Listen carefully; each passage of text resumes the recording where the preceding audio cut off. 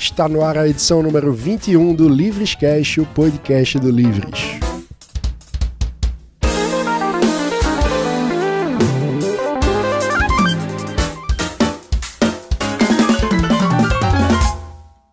Como defender o meio ambiente e a liberdade ao mesmo tempo? Este será o nosso assunto de hoje com o deputado estadual eleito por Alagoas e ex-secretário de Meio Ambiente da capital, Davi Maia. Eu sou Mano Ferreira. Vitor Naia, não Maia. Quase primos. Estamos aqui recebendo Davi Maia. Seja muito bem-vindo ao Livrescast, Davi. Eu que agradeço a participação, o convite. Estou muito honrado e orgulhoso de estar aqui com vocês. Maravilha. Para dar o pontapé, diga suas redes sociais para o pessoal acompanhar. @Davi Maia no Instagram, no Facebook, no Instagram Davi Maia Lima, no Facebook Davi Maia, no Twitter Davi Maia Lima. Muito bom. Davi Maia é formado em gestão pública, foi secretário de Meio Ambiente da capital alagoana, presidente do Conselho Municipal de Meio Ambiente e Saneamento de Maceió e superintendente de limpeza urbana também da capital, responsável pela implantação do programa de coleta seletiva do município. Atuou na Eita, eu não vou falar esse nome. Nordeste Reforestation and Education, uma ONG de proteção ambiental de Genebra. É muito chique, né? É, muito chique, mas ela começou na minha cidade, então começou em Quebrangulo, Alagoas, um lugar, a melhor cidade do Brasil. Vocês precisam conhecer. Muito bom, mas o currículo já indica que você é um ambientalista liberal. Como é que é isso? Bem, sou liberal desde os 16 anos e me descobri ambientalista um pouco mais tarde. Não brincando. 16 anos? Desde os 16. Então você entrou na faculdade já querendo te expulsarem de lá? Não, no colégio, na verdade. No colégio ainda, já né? brigando com os professores de história, em que ano geografia. isso, mais ou menos? Eu fiz muito isso. Muito. E defendendo o plano real. Oh, nossa. Foi tipo 90 e... Não, 98. Eu sou de 86, então 97, 98... Tá. Por aí, brigando com os professores, porque simplesmente eu achava que a matriz econômica da época, era a época do FHC, era correta e era... E deu no que deu, né? E era o que o Brasil necessitava. E até o Lula... Você sabe que seguiu, né? O efeito imediato do Plano Real é a maior redução de pobreza da história do Brasil. Da história... E tem um dado que compara com a história da humanidade. Então, assim, eu acho que quando você faz política econômica séria, sem pensar no patrimonialismo, nem pensar no nacionalismo, quando você está pensando mesmo no Brasil e no povo, eu acho que a gente consegue o que o Plano Real conseguiu e que muitas conquistas depois do Plano Real vieram graças a essa estabilidade e a você poder discutir seriamente as coisas sem uma hiperinflação ou sem um poder de negociação. E depois de muitos anos como liberal, você se descobriu um ambientalista. Aí eu tinha uma história, essa ONG, a Nordeste, eu vou falar um pouquinho. Eu sou de Quebrangulo. Em qual região de Alagoas? Ela fica vizinho a Palmeira dos Índios. Foi a cidade que o grande escritor Graciliano Ramos nasceu. Ele nasceu em Quebrangulo, mas foi prefeito de Palmeira, então pouca gente sabe. É uma cidade pequena, com 12 mil habitantes. E lá na década de 80, uma ornitóloga suíça chamada Anita Studer descobriu que tinha um pássaro que estava acabando, que ela foi estudar lá em um museu em Genebra, que é o Anumará Preto, e que ele era muito endêmico dessa área do Nordeste. E terminou em Quebrangulo para estudar o pássaro. Quando chegou lá, ela descobriu que o problema não era o pássaro, o problema era a Mata Atlântica, que estava diminuindo. E Mano é do Nordeste, sabe a importância que como reduziram as matas atlânticas em todo o Nordeste, especialmente pela expansão canavieira. Sim. E ela chamou... Cana-de-açúcar desde o tempo da colônia. Né? Exatamente. 16 ainda, né? Desmatou grande parte da Mata Atlântica. A chamada Zona da Mata do Nordeste, ela é quase toda que vem depois do litoral, né? Isso. Inicia no litoral. Já inicia no litoral. Já inicia no litoral. É como se fosse, por exemplo, em Pernambuco, Caruaru. Não, Caruaru é Agreste. E o que seria alguma cidade? Zona da Mata é toda a região. Paulista, por exemplo, norte. Paulista, onde tem um estádio, São Lourenço da Mata, Nazaré da Mata, toda a região. É que a gente chama região da Mata. Região mesmo, da Mata. E tem Mata Sul, Mata Norte, e aí vai. Eu conheço um pouco sou vizinho. E somos vizinhos. Inclusive... E se odeiam? Não, Não, diga de isso forma não. alguma. Inclusive... Pernambuco do Sul. Vamos voltar pro assunto sério. Inclusive, a Rebio de Pedra Talhada, a reserva de Pedra Talhada, começa em Alagoas e termina em Lagoa do Ouro, Correntes, que são cidades pernambucanas. E essa ornitóloga, então, começou a brigar pela proteção. Meu pai, naquela época novo ainda, também se juntou a ela e começaram a lutar e primeiro defenderam, criaram a reserva estadual, depois ela virou uma reserva federal. E hoje eu sou contra a lei que meu pai defendeu naquela época, porque ela ficou muito restrita e o desenvolvimento sustentável da reserva, você não consegue hoje explorar ela turisticamente, por exemplo. Ela só é para fins de pesquisa e proteção. Ela é uma reserva estatal, porque também tem o tipo de reserva privada. Tem né? a RPPN. Sim. Reserva particular. Inclusive, o Estado se apropriou e não indenizou ninguém. Maravilha. Ninguém. Que novidade. Só uma família foi indenizada e o resto simplesmente tomaram conta. E hoje você... Uma família de amigos do governador. É. E hoje simplesmente... Não, do governador não. Nesse caso tinha que ser do presidente. Isso foi na época do Sarney. Sim. E hoje simplesmente você nem pode. Você é proprietário, é dono da terra. Você não pode utilizar ela nem para fins de preservação, se você quiser. Ou fins turísticos, ou desenvolvimento sustentável, extrativismo sustentável, o que quer que seja. É muito antiquada a legislação, né? Muito. E hoje é uma luta minha transformar a lei. Infelizmente é federal, mas eu vou brigar em Brasília para transformar a lei para que a cidade se aproveite da mata em pé. Essa é uma luta nossa, e aí a gente entra na parte liberal sustentável. E depois disso a gente começou, eu acompanhei essa luta do meu pai ainda muito pequeno, muito criança, mas aos 16 anos eu já era liberal e a Anitta me fez um convite para ir estagiar lá em Genebra. Como meu pai queria que eu tivesse uma experiência internacional, adorei. Que não fosse Recife, né? Uma experiência internacional que não fosse Recife. Mas Recife não é Brasil, Recife Recife eu sei. Aos poucos eu tô aprendendo aqui que é um Recife negócio... não é Brasil. É. Aí nós fomos, inclusive Recife é vizinho ao Rio de Janeiro, viu? Recife é o Rio de Janeiro. Não. Isso não. Inclusive nós fomos eu fui a Genebra e tive uma experiência de vida brilhante. É um país, a Suíça... Ficou quanto tempo lá? 6 meses. 6 meses. A Suíça é um país, assim, dinâmico, onde todas as culturas estão reunidas, onde todo mundo se dá bem e liberal, meu irmão. É, um país com 4 línguas oficiais. Com 4 línguas oficiais e todo mundo fala inglês e cheio de imigrante. Cheio de imigrantes. Convivência de diversidade. Pacífica. Inclusive, ele é desenvolvido pelos imigrantes. Se fosse esperado dos suíços... Português, rapaz. Muito português, rapaz. Demais, a colônia portuguesa. É. Aí eu trabalhava, só falar para chegar nos portugueses, eu trabalhava de manhã na associação, estagiava na associação. À tarde eu estudava francês, mas francês é tremalado, é muito ruim. E à noite trabalhava num restaurante de um português com um quebrangulense, um brasileiro da minha cidade. Caramba, que foi para lá há muito olha. tempo. E eu trabalhava limpando o chão, cortando batata, essas coisas, com um Burkina Faso, cara de Burkina. Que foi assim um grande aprendizado, onde eu realmente conheci integração social e o cozinheiro era português, a garçonete era francesa. Parecia que eu vivia na ONU, sabe? Mas aí eu volto para o Brasil e defino que essa seria uma bandeira minha que eu iria carregar, defender o meio ambiente, porque lá na Nordeste eles têm ações. Começou em Quebrangulo, por conta da Rebio, mas hoje ele tem ações em várias partes do Brasil e em Cabo Verde, na Angola, no Moçambique, em outras áreas também. E assim, sempre procurando desenvolvimento sustentável, seja com apicultores, seja com reflorestamento, seja com pequenas agriculturas envolvendo a Mata Atlântica, envolvendo a floresta, no caso da Amazônia.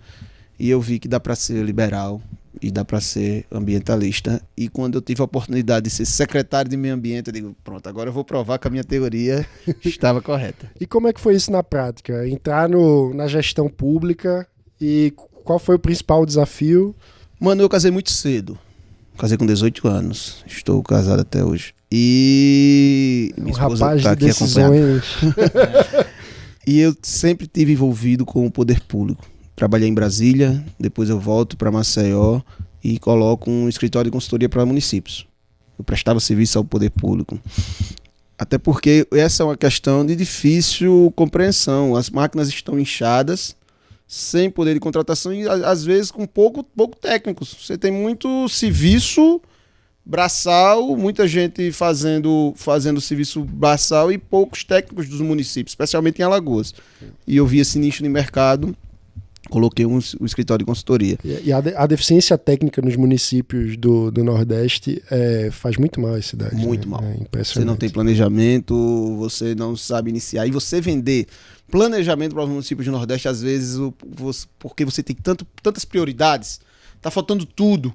Então, às vezes você fala em planejamento, cara, não tenho dinheiro para pagar a saúde, eu vou pagar para fazer um plano de que seja. E aí eu tive o convite para ocupar a Secretaria de Meio Ambiente por conta dessa minha luta na cidade de Maceió. Uhum.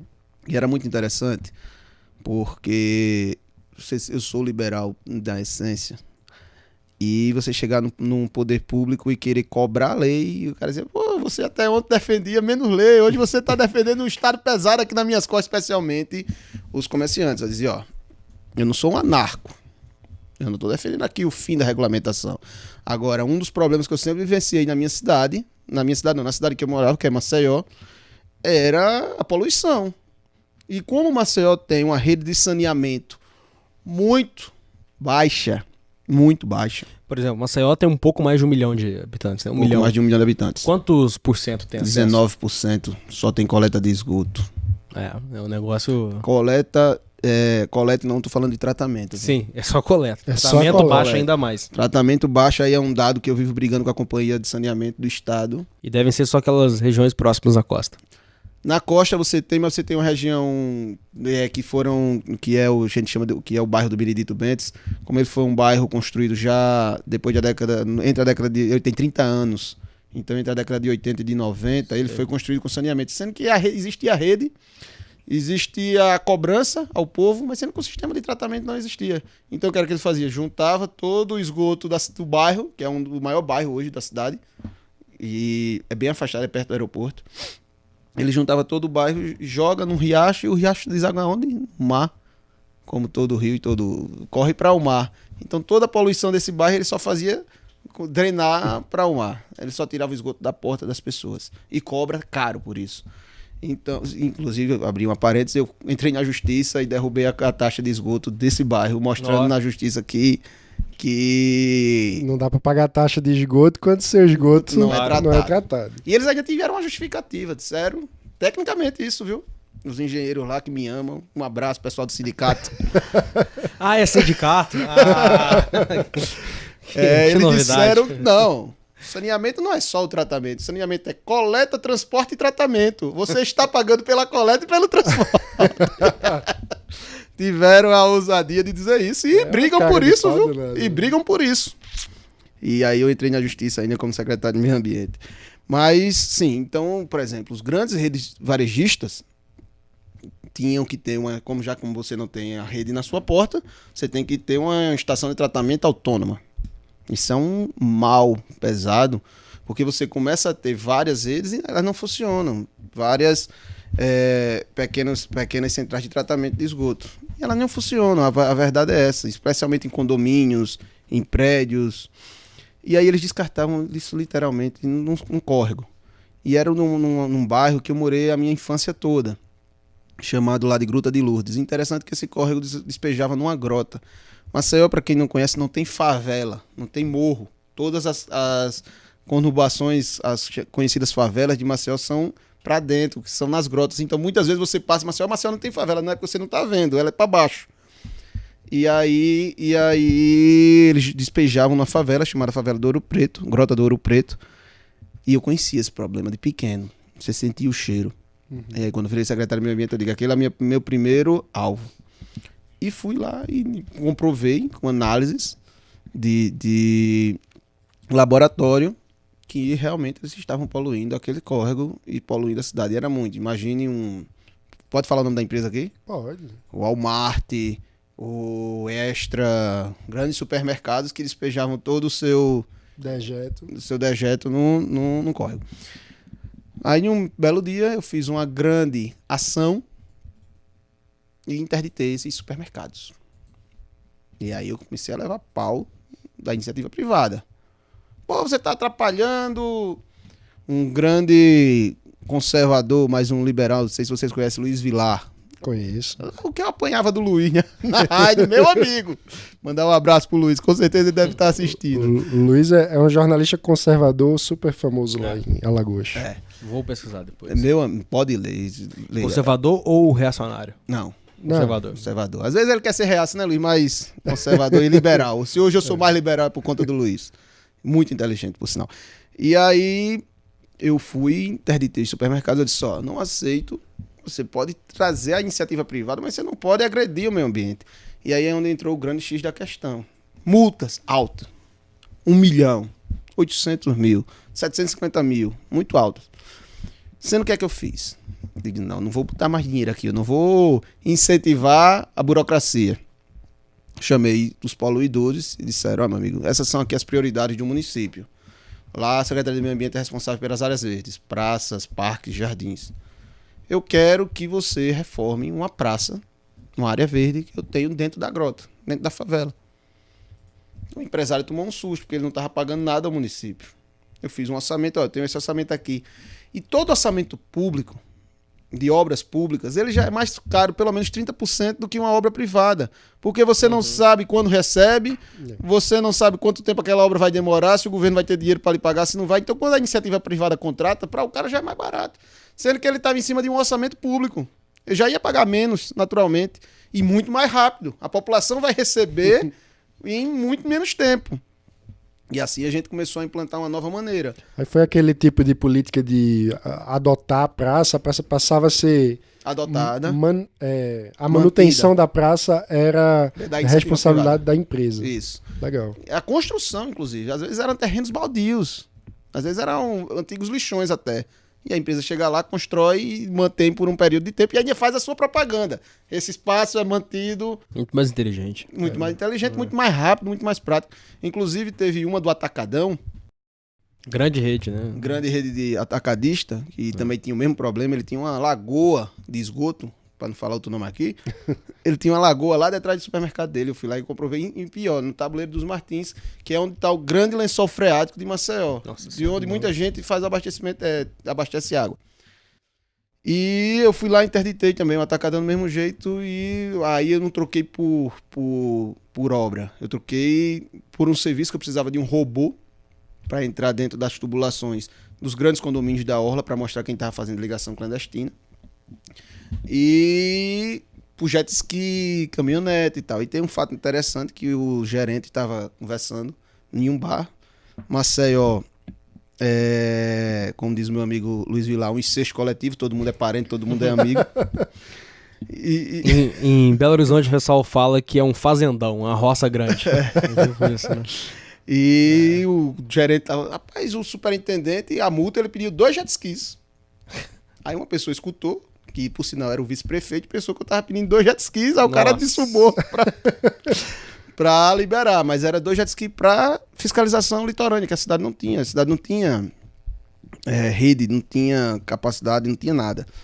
E aí a gente fez trocando por serviço e deu muito certo, inclusive lá, a obra de drenagem hoje das Línguas Negras foi mantido, está sendo executada, as bombas foram adquiridas com recursos dessas multas de atacadão. Porque aí eu peço o cara, meu irmão, é muito mais rápido, muito mais simples e libero a burocracia toda no município. Resultado, com isso a gente resolveu uma parte. Quando você mexe com saneamento, quando você começa a puxar, aí você vê que o problema é muito maior. Foi quando então eu conheci o problema da Companhia de Saneamento do Estado. Eu não sou engenheiro, mas venho de um escritório de projetos. Minha vida particular é essa, é planejamento. A cidade de Maceió nunca teve um plano de saneamento, nunca teve investimento em saneamento. De cada R$1 que o maceioense paga na conta de água e esgoto, apenas 0,01 centavos é reinvestido investido em investimento. Em investimento em saneamento. Sim. Em saneamento e água também. Só 0,01 centavo é investido. E uma coisa tão básica, né? O resto é para manter uma estatal que lá é paquidérmica. E eu tive a ousadia de denunciar isso na rede de televisão. E apanhei muito por conta disso. Aí se juntou o sindicato. Se juntou Tem quanto tempo isso, mais ou menos? 2 anos. 2 anos que eu fui secretário do Meio Ambiente. Justamente em 2016, PT caiu. Exatamente. E uma das suas grandes bandeiras até hoje é a privatização da Companhia de Saneamento. Eu nunca vi ninguém se eleger, especialmente no Nordeste, defendendo isso. Privatização. Quase que no Brasil. Agora tá começando a mudar, mas. Eu nunca vi, mas eu tomei essa ousadia. Eu digo, não. Já tem ou não, né? Já tem ou não. Temos que privatizar. Você tem uma companhia... Não é função do Estado, ponto. Quer dizer, o Estado Aí- pode regular e tal, eu mas... acho que o Você até pode Por pensar exemplo, que Maceió, é função quantas do Estado. prioridades também não existem antes? aí eu- Você até pode pensar que é função do Estado garantir esse saneamento. Claro Não- que não é. é um absurdo. Isso a gente Mas, não discorda. então não é nem uma questão de função, é questão de incapacidade. Incapacidade É de isso. gerenciamento, incapacidade É de isso, investimento. é Deixa eu isso. dizer só 3 dados pra você. Nunca deu certo. É a mesma coisa os Correios, enfim. Mas os dados. Ela é a maior devedora da companhia elétrica do Estado. Deve 600 milhões a outra estatal. Aí sabe quem tá garantindo o pagamento de uma empresa? O ICMS do Estado. O imposto estadual que tem que bancar a máquina, que tá garantindo que a empresa funcione para que forneça energia. 2. Ela deve ao fundo de pensão dos funcionários que continuaram durante esse período aumentando seus salários. Você tem uma empresa quebrada, devendo a Deus e o mundo, e os funcionários Que não aumentando. cumpre, Acima da inflação, Não, aposta. Que é isso? não cumpre a 20% do tratamento que devia ser integral. Exatamente. Continua Não tendo entrega aumento o de serviço. Tem um lucro líquido em Maceió, na capital. No resto do estado não, mas na capital tem um lucro líquido de 9 milhões por mês, que ela subdivide com o estado e o resultado ela dá prejuízo.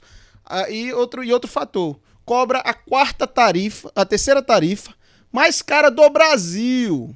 A gente está falando de Maceió, de Alagoas. Isso é a tarifa estadual. Um dos estados mais Os pobres, estados né? mais pobres. Junto com o Maranhão, uma das mais tarifas pobre. Maranhão e Piauí e Alagoas, a gente tá ali disputando, aí fica uma hora é tu, outra hora sou eu, a gente fica brigando ali no final do Campeonato na Brasileiro. zona de rebaixamento. Não, a rebaixada a gente já foi há muito tempo. Então, Zona de acesso pra Série D. acesso pra Série D.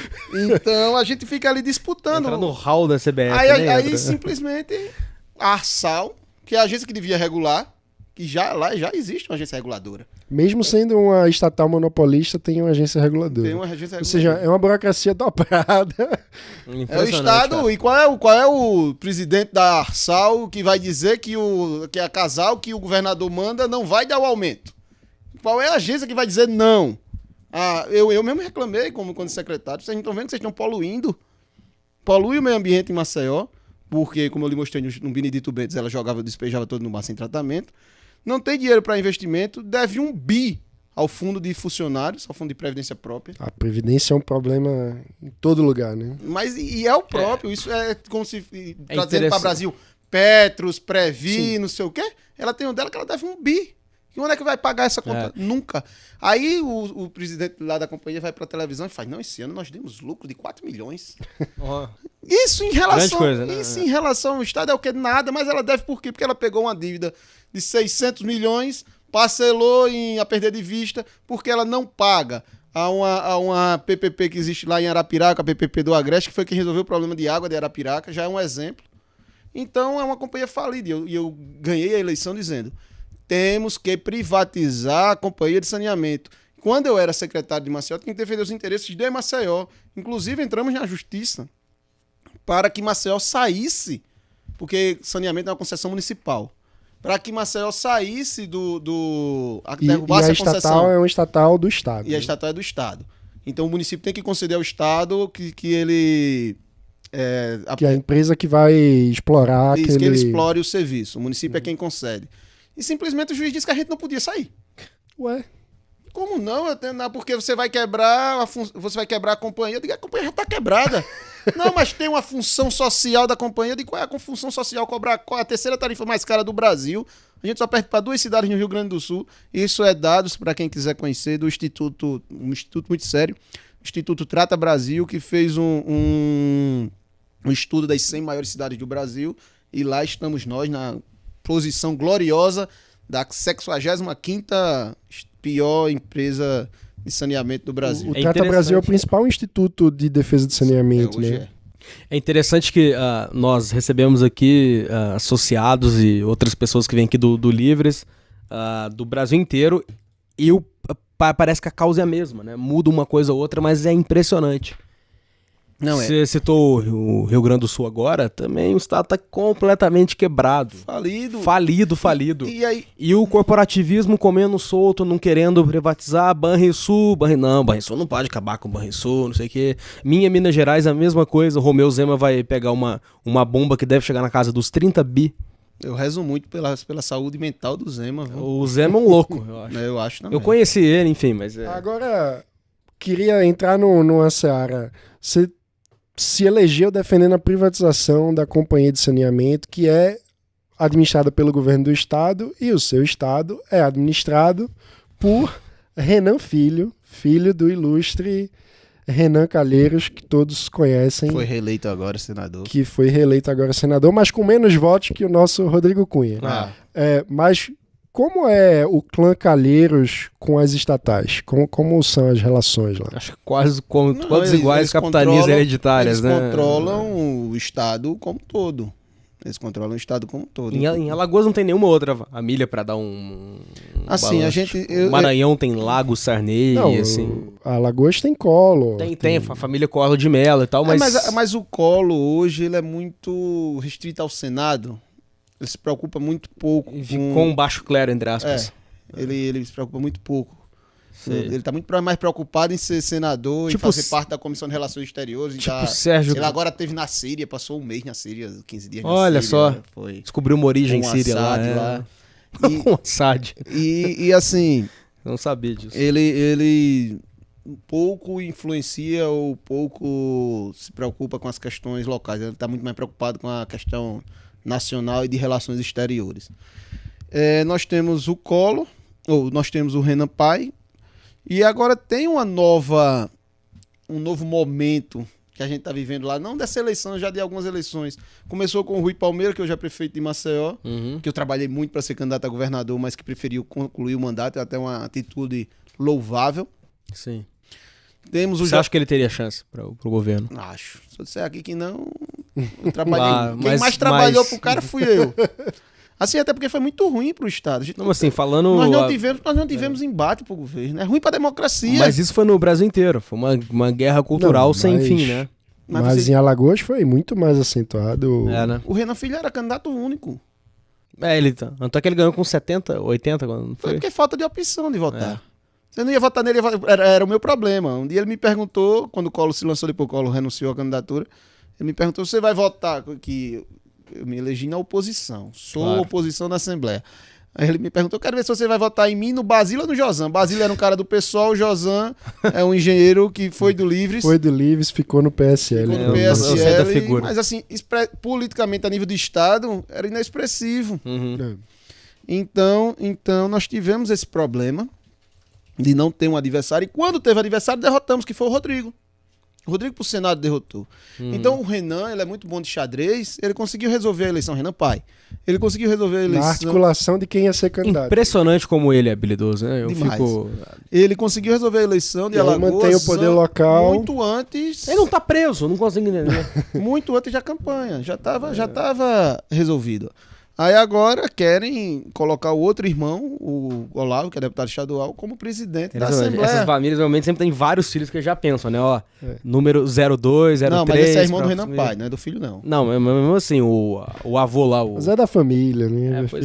Querendo colocar como presidente da Assembleia Legislativa. Eu já disse que não voto e votarei em qualquer outro candidato que não seja... Porque daqui a pouco bota uma cancela lá na divisa com Pernambuco, outra na de Sergipe, pronto, e a gente vira Alagoas... República dos Calheiros ou Alagoas de Murici, é complicado. Mas assim, foi uma eleição difícil para quem faz oposição. Tanto é que dos 27, só eu e o Bruno Toledo, da oposição, e para deputado federal se elegeu Arthur Lira, o JHC e a Tereza Delma, 3 de 9. 3 de 9, E o Rodrigo no Senado. E o Rodrigo no Senado. E o Rodrigo é a nossa grande esperança. Sim. O Rodrigo e tem também o João Henrique, que é o JHC, que apesar de ser do PSB, não é um comunista ou um socialista, ele tá ali muito mais ao centro. Inclusive agora Sim. tá defendendo muito a questão do mercado de combustível, né? Do fim das concorrência. refinarias, né? Pra você vender o etanol direto no mercado. Ele é um cara muito ligado a essas causas, especialmente a causa da internet livre.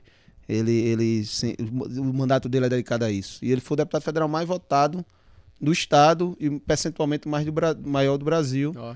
Teve só em Maceió 90 mil votos, é muito voto. Mas como lidar com esse desafio que você falou? Como fazer oposição numa casa em que você vai estar isolado, só tem mais um companheiro de oposição? Mano, mostrando ao povo.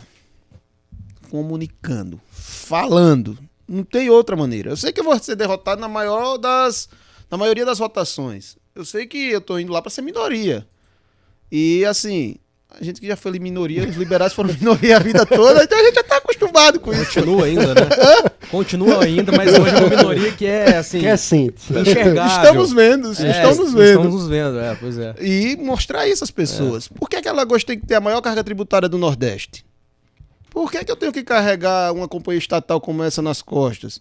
Fora outras que tem dentro do estado. Por que que lá a gente tem uma coisa que só existe em Maceió, em Alagoas? FECOEP. Fundo de Combate e Erradicação à Pobreza. É um imposto que é alagoano. Como se fosse uma jabuticabra nossa. Vamos combater a pobreza, deixando todo mundo um pouquinho mais pobre. Exatamente, tirando de todo mundo. Ele tarifa todo mundo, inclusive a conta de energia. Além da CIP, lá você ainda paga FECOEP, além de CMS, tem FECOEP. Na gasolina tem FECOEP.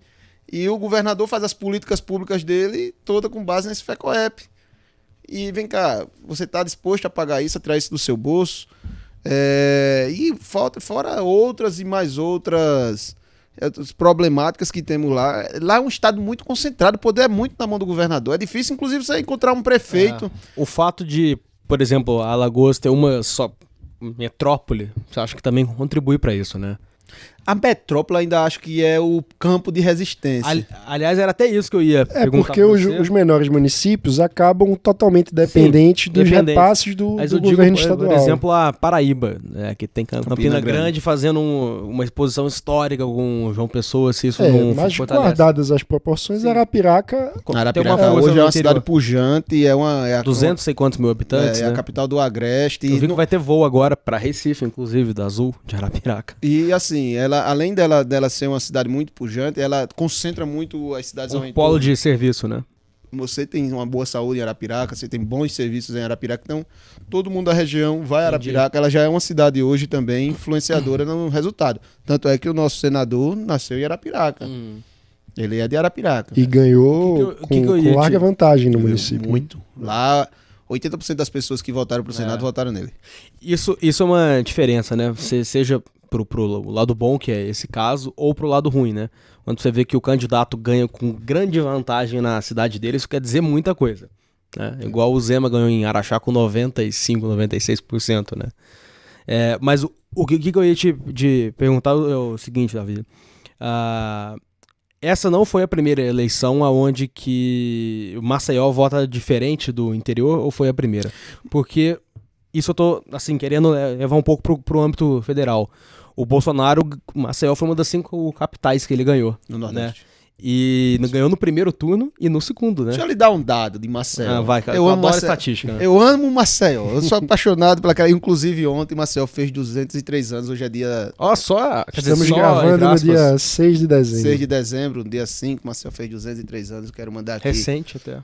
meu abraço, minha gratidão, minha paixão pela minha capital, que é a mais bonita do Brasil. O PT, só a Dilma, agora na reeleição da Dilma, ganhou a eleição em Maceió. Olha. O PT nunca ganhou uma eleição em Maceió. Teotônio Vilela, imagino que deva... Teotônio era Tucano, se bem que o Teotônio né? perdeu a eleição para prefeito em Maceió. Mas Maceió é uma cidade, sempre foi uma cidade muito mais à direita do que à esquerda. Sempre. E isso não é questão, não, porque na periferia não. É uma cidade inteira. Curioso isso. O PT nunca se criou em Alagoas. O PT veio fazer um deputado federal em Alagoas quando os calheiros quiseram eleger. O PT em Alagoas, na verdade, é o Renan. É o Renan. PT faz O PT é o Renan, o PC do B é o Renan. Só não o PSOL que não é o Renan, mas o resto, e olha lá, viu? Se o Renan quiser também. O pessoal é federal de Alagoas e o par de frente, né? Então, o PT em Alagoas nunca teve vez. A esquerda em Maceió nunca se criou bem. Interessante. Isso é um dado histórico, assim, e eu não sei de onde vem, eu não sei. Porque eu lembro que quando a gente tava fazendo a transmissão apurando, eu ficava impressionado. Falei, caramba, Maceió parece uma ilha. Mas é. Mas E a diferença do Bolsonaro em Alagoas foi a diferença para o Haddad, foi a menor do Nordeste. Foi onde ele se saiu melhor no Nordeste, foi em Alagoas. Ou seja, o Serra... Isso é um sintoma do enfraquecimento do Renan? Eu acho que o Renan ganhou a eleição. Essa pergunta tinha que ser da chamada. Eu acho que o Renan ganhou a eleição porque não tinha adversário. E se você perguntar, repito, a gente estava falando de fora do ar. Davi 2022. Se você perguntar de 10 pessoas lá, 9 vão lhe dizer ao contrário. Mas eu acho que as pessoas não enxergam essa possibilidade. Por exemplo, o Alfredo Gaspar de Mendonça, que é o Procurador-Geral de Justiça, se ele fosse candidato, com certeza teríamos uma disputa grande. Se o Rui fosse candidato, com certeza. Se o próprio JHC topasse ser candidato ao governador, o problema é que ele teve uma expressiva votação, porque você não tem ninguém de outro lado. Você vai deixar de votar. Aí era a pergunta que o pessoal me fazia. Sim, você não vota nele, vota em quem? Eu digo, eu tô procurando. Passei a eleição toda procurando um candidato a defender. Só defendi o meu senador. Mas, o outro senador também, que era o Benedito de Lira. Mas você não tinha um adversário, não se apresentou um adversário com condições políticas, eleitorais, de derrotar o Renan. E isso era muito ruim. O Serra, que você estava falando, em 2010? Sim, 2002. O Serra ganhou primeira vez. O Serra ganhou do Brasil todo. O Lula ganhou no Brasil todo. O único estado que ele ganhou foi Alagoas. Verdade. O único. Até porque o Bolsa Família era muito forte. O Bolsa Família não. O Bolsa Escola. Bolsa Escola. Foi implantado primeiro. Os primeiros programas do FHC que depois se juntaram. No Bolsa Família. Então, assim, Alagoas sempre foi um estado que o PT, graças a Deus, a gente já tem tanto mal que esse não foi um mal assim tão forte lá, diferente de Pernambuco, onde o PT tem um eleitorado cativo muito grande. Muito grande, e o PSB foi pedir bênção, né? Foi pedir bênção, Foi. Inclusive, acabaram com a Marina Reis. A Marília Reis, Marília Reis para o Paulo Câmara se eleger. Paulo Câmara. E, assim... Campos Câmara, né? É a mesma coisa. Mas em Alagoas, não. Em Alagoas a situação é um pouco diferente. O PFL já foi muito forte lá atrás. Era muito forte no Nordeste, de uma forma geral, né? Isso, mas em Alagoas eu acho que ele ainda era mais forte, com Guilherme Palmeira, com José Tomás Nonô. E vale contextualizar, a gente não falou até agora, eu acho, o Davi é filiado do DEM. Eu sou PFL, tá? Old school. Quem mudou foi o partido. Quem mudou foi o partido. Eu continuo PFL. Old school. Você fez formação da Nauma e... Fiz da Nauma. Inclusive depois de amanhã tô indo pra Alemanha. Mas aí já é pela Konrad e Adenauer. Mas eu sou da velha guarda lá dos 16 anos, estudei na Nauma. Foi pra Gumas Bar. Não cheguei aí, não tive esse privilégio de viajar, não. Porque eu também era dos meninos da sala, tá entendendo? Então a galera mais velha, mas a gente teve muito curso com a Nauma.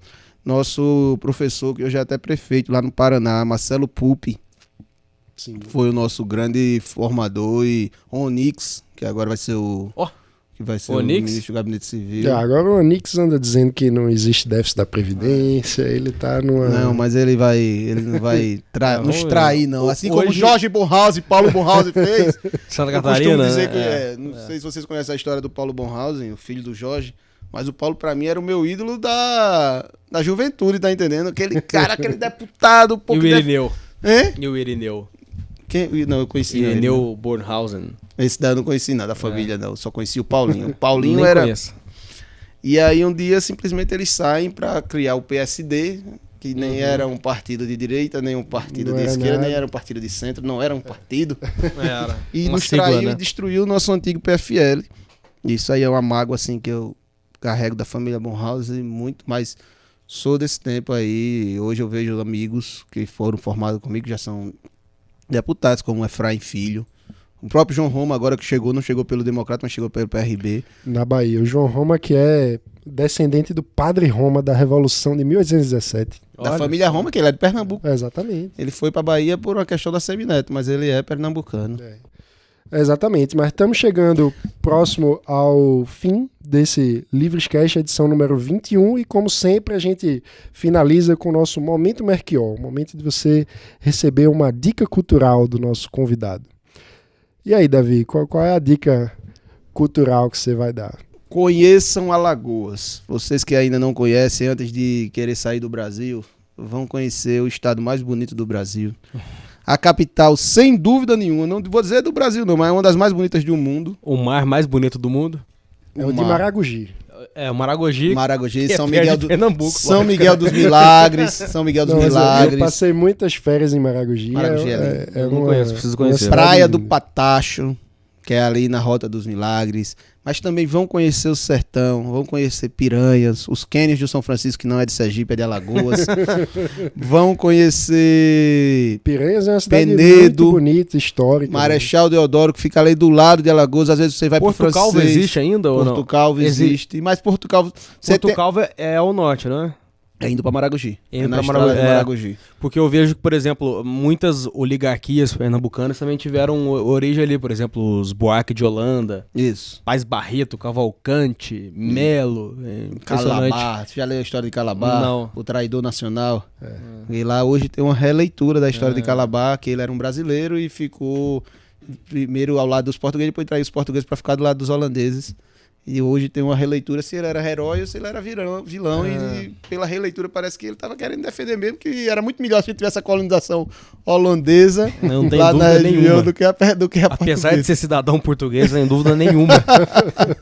Nenhuma. E então a minha dica para os... Pronto. A minha, em homenagem ao nosso Davi Maia, vai ser Graciliano Ramos. Leiam Vidas Secas. Esqueci de falar isso. Se é assim, eu vou apelar também. Ah, Leiam Guimarães Rosa. foi pro Mineiro. Leiam Carlos Drummond de Andrade. Escutem Clube da Esquina. Milton Nascimento. O coração Milton, mineiro ficou Milton, com ciúme pois das é. Então, indicações deixa eu falar do alagoanas. Alagoano, para bater com o Milton Nascimento. Ah. Djavan. Djavan sensacional. Bote no Spotify quando É você sensacional, estiver com a patroa do lado. Atualmente, eu acho que dos que, por exemplo, dos que ainda estão em atividade, com certeza, ele junto com Lenine, que é pernambucano, acho que são um dos melhores da atividade. Não, Djavan. Ele agora tá com um disco novo Pop, depois de muito MPB, tempo. essa área, eu acho que eles são Depois os dois de muito melhores. tempo. Não escutei ainda o disco novo do Djavan. Vou... E deixa eu só fazer um parênteses. Claro. Você falou do Padre Roma. A minha família é descendente da Revolução Pernambucana, vieram corrido, Mas, rapaz... leão coroado. Mas no escon- fundo, Isso todo mundo é merece um um pouco outro pernambucano. Livrescast. É, no se fundo, esconderam todo lá, mundo é se esconderam pernambucano. lá em Em Alagoas. em Alagoas para não ter Família as cabeças de dessas O seu sangue liberal- antigas lá do período O seu açucareiro, liberalismo etc. vem do sangue desde o tempo colonial. Então. Porém, meu pai é comunista. Ainda continua comunista Meu ainda? pai? Sempre. Eu descobri que era liberal numa reunião do Ele do lacrou PSB. 13, ele lacrou 13. Ele lacrou. Eu descobri que era liberal numa reunião do PSB. Na primeira conferência, meu pai me levou, eu menino. Quando eu cheguei lá, eu digo, meu Deus do céu, isso não é o que eu quero para o mundo. Pô, mas eu fiquei interessado por ouvir mais da história de sua família.